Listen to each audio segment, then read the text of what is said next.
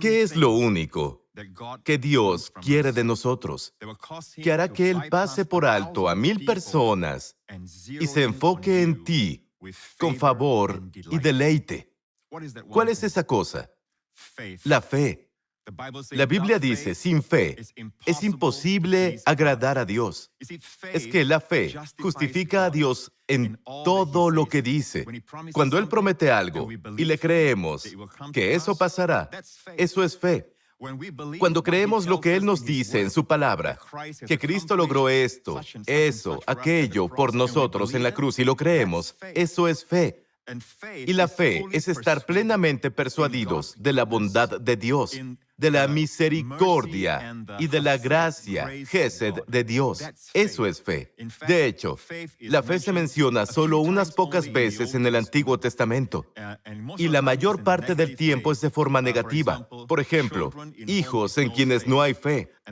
Y luego de forma positiva, una vez en Habacuc, donde dice, el justo por la fe vivirá. Y Pablo tomó eso y Pablo lo explicó cuando predicó el Evangelio de Jesucristo. Este fue su tema. El justo por la fe vivirá. O el justo por fe vivirá. Entonces nos concierne, ya que sin fe es imposible agradar a Dios. Y sabemos que la fe siempre llama la atención de Dios. ¿Por qué? Porque la fe justifica a Dios y hace del diablo un mentiroso.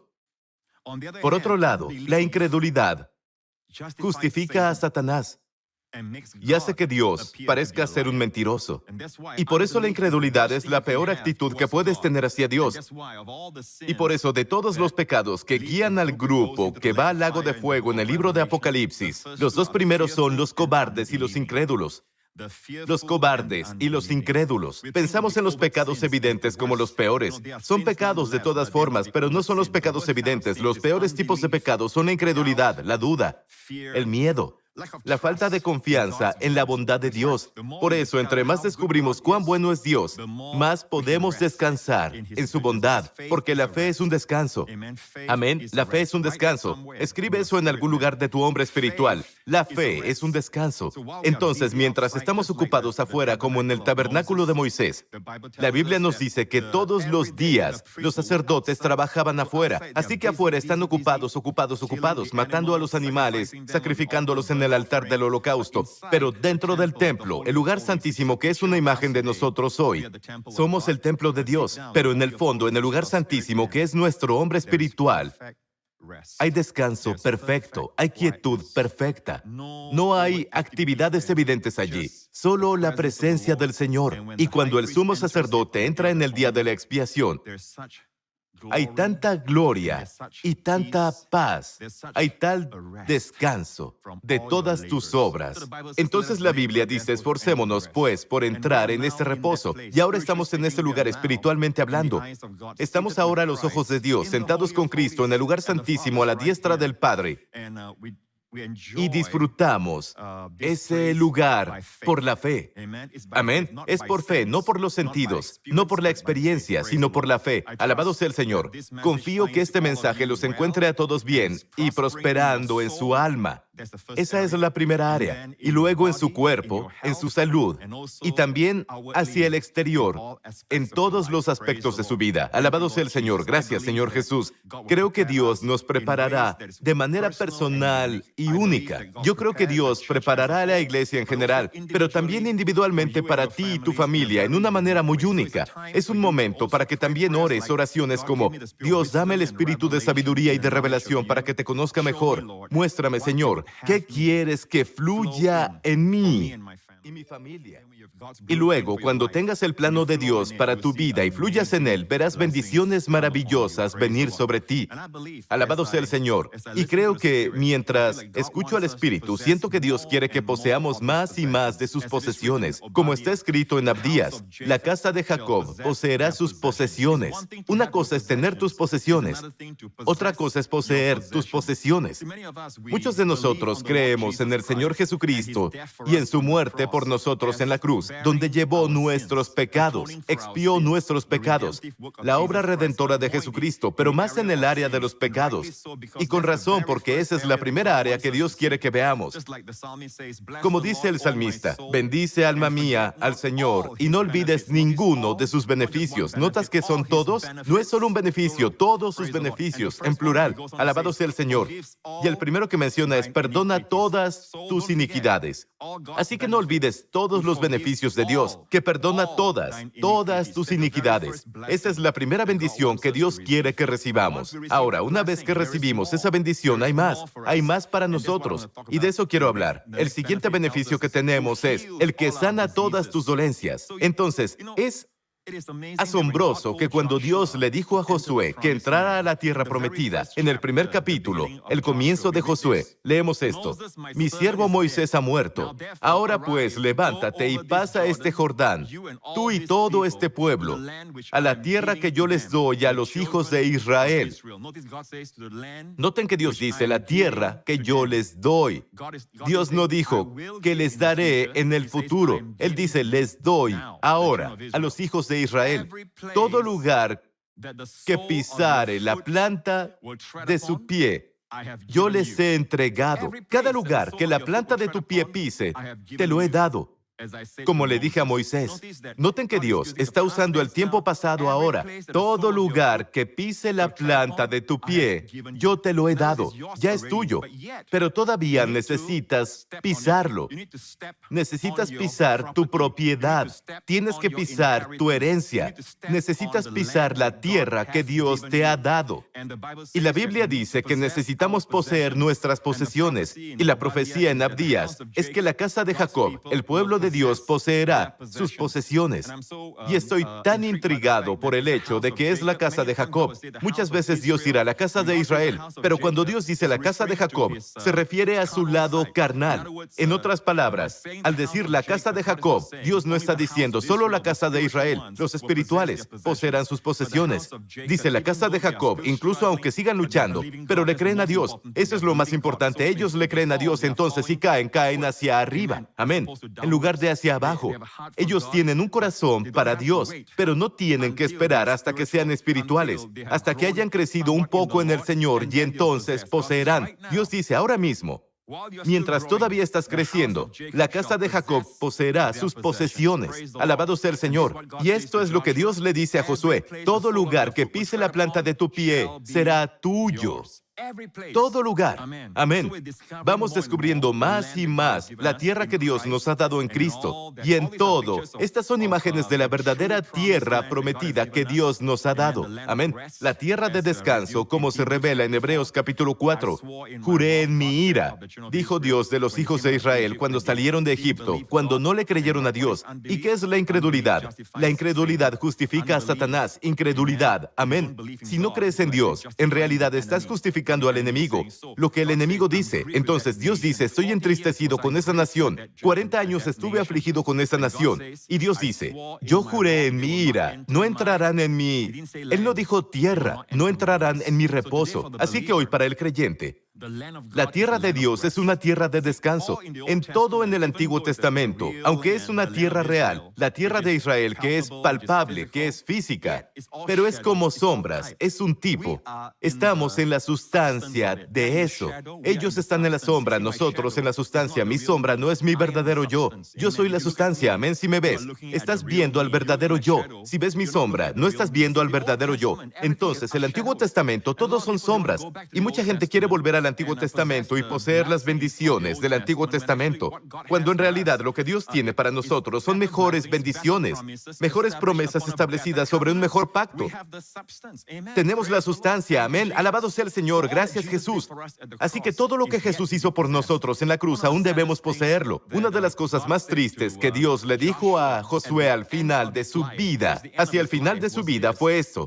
Dios le dijo, eres ya viejo y de edad avanzada, y queda aún mucha tierra por poseer. Todavía hay mucha tierra por poseer. Imagina llegar al final de tu vida y Dios le había dicho antes, todo lugar que la planta de tu pie pise será tuyo. Tal vez se volvieron complacientes. Algunos años después de que se volvieron complacientes, se establecieron. Sabemos que hubo dos tribus que no entraron a la tierra prometida. Eran complacientes y querían quedarse al otro lado del río Jordán. Y sabemos que son las tribus de Rubén y Gad. Y se quedaron en el otro lado, tenían mucho ganado, sentían que la hierba de allí era mejor, la hierba de allí era verde, y no cruzaron a la tierra prometida. Entonces, sabemos qué es lo mejor de Dios para nosotros, y sin embargo, el pueblo de Dios no posee todo lo que Dios tiene para nosotros. Y creo que parte de la razón es que cada vez que Dios restaura una verdad al cuerpo de Cristo, siempre hay detractores y voces de incredulidad que hablan. Necesitamos apegarnos a la Biblia y ver si esto es parte de lo que Cristo hizo por nosotros en la cruz. Un área es la sanidad, ¿cierto? Aún hay gente que debate hoy si la sanidad está en la obra expiatoria de Jesucristo. Pero vean Isaías 53.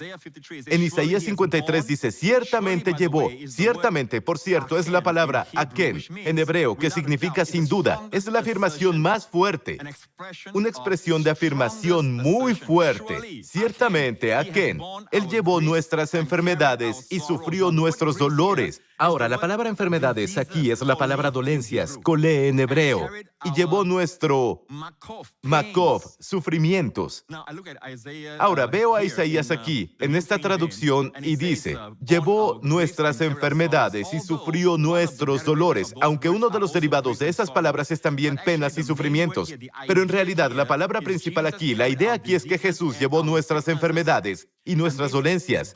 Y esto se confirma en Mateo 8. Si lees Mateo 8, cuando llegó la noche, trajeron a Jesús muchos endemoniados, y con la palabra echó fuera a los demonios y sanó. ¿A cuántos? A todos los enfermos, para que se cumpliese lo dicho por el profeta Isaías cuando dijo, Él mismo tomó nuestras enfermedades y llevó nuestras dolencias. Él mismo. Noten que está citando Isaías 53, versículo 4. Pero aquí, en griego, dice claramente que son enfermedades y dolencias. Y si no lo basa en el hebreo o griego, si ven el contexto, está hablando de que Jesús echa fuera demonios y sana a todos los enfermos. Entonces, está muy claro que el contexto no está hablando de penas y sufrimientos, está hablando de enfermedades. Y la traducción literal de Young también lo saca a relucir. En esta traducción del inglés dice, ciertamente nuestras enfermedades, Él llevó, y nuestros dolores, Él se los ha llevado, aleluya, y lo tuvimos por azotado, por herido de Dios y afligido. Y el versículo continúa en Isaías 53 diciendo, mas Él herido fue por nuestras rebeliones, molido. Y la palabra molido aquí no es solo negro azulado, ¿sí? Es la palabra aplastado en el hebreo. Él fue molido por nuestros pecados. El castigo por nuestra shalom, nuestra paz, bienestar, fue sobre Él, y por su llaga fuimos nosotros curados. Es muy claro, amigo, que en Mateo 8 el contexto nos dice que Él mismo tomó nuestras enfermedades y cargó con nuestras dolencias. Está hablando de enfermedades y dolencias físicas.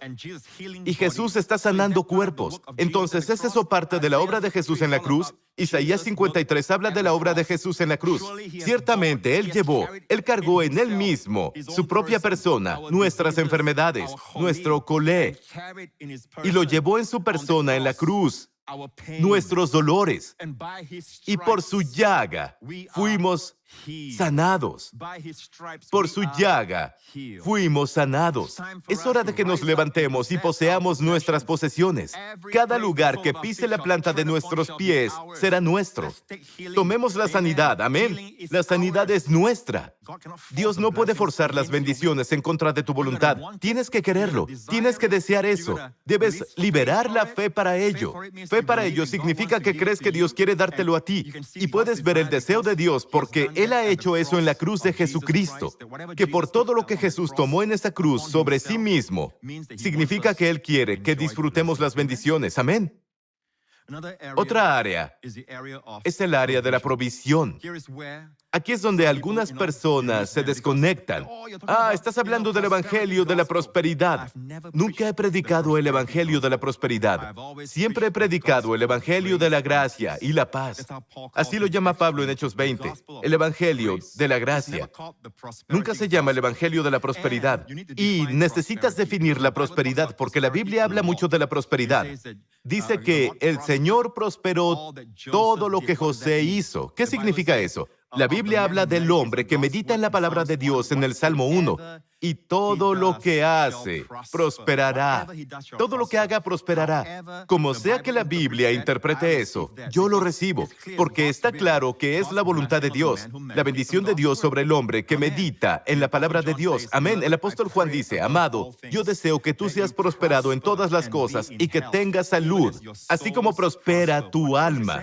¿Qué está diciendo? No puedes decir, es prosperidad del alma. No, él incluye la prosperidad del alma en ese versículo también, porque dice, oro para que seas prosperado y tengas salud, así como prospera tu alma.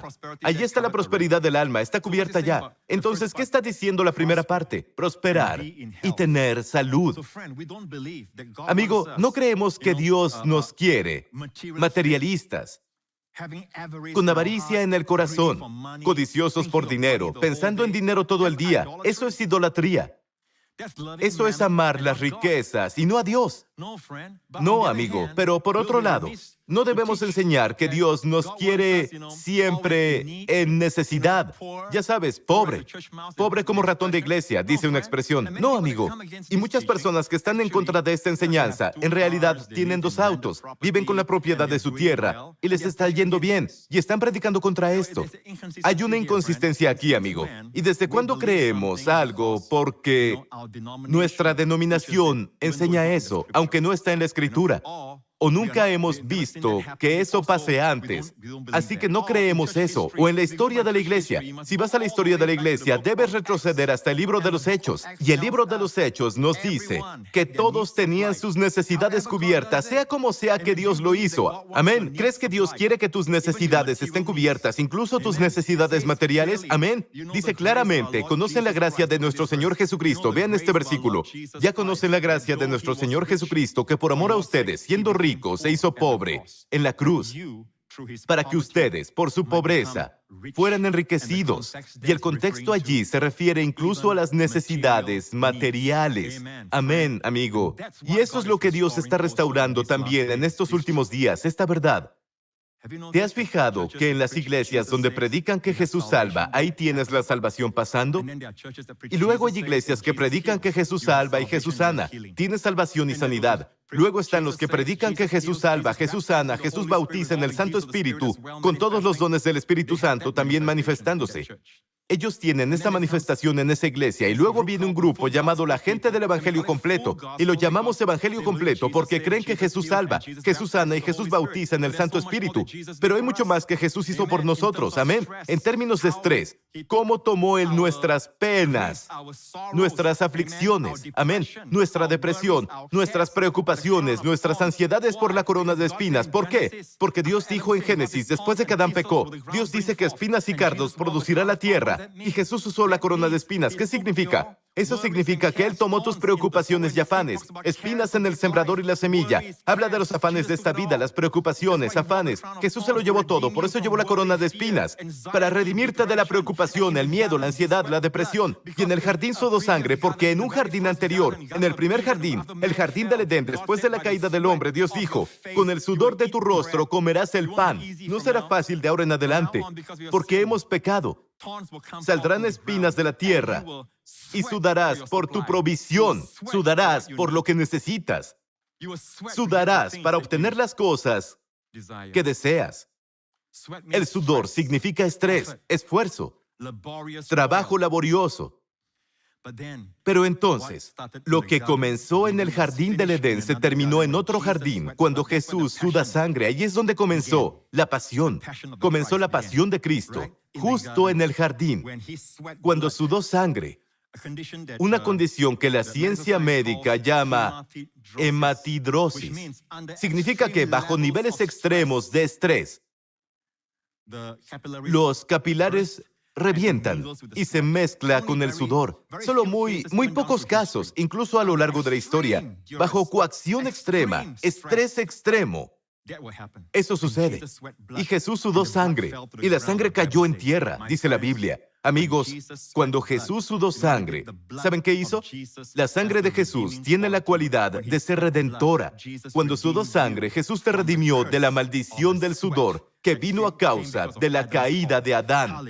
Aleluya. Hoy, amén. A través del descanso recibimos todo lo que necesitamos. Aleluya. Amén. No tenemos que estar estresados porque Jesús tomó nuestro estrés. Amén. Ya no vivimos del trabajo laborioso. Vivimos en el descanso. Alabado sea Dios. Gracias, Jesús. Aleluya. Acabo de recibir gozo por mi predicación.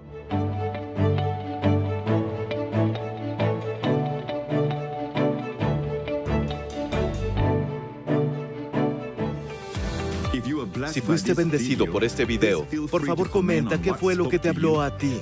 Danos un like y compártelo con un amigo que necesite aliento. No olvides suscribirte si no quieres perderte ninguno de mis nuevos videos. Gracias por sintonizarnos y nos veremos de nuevo.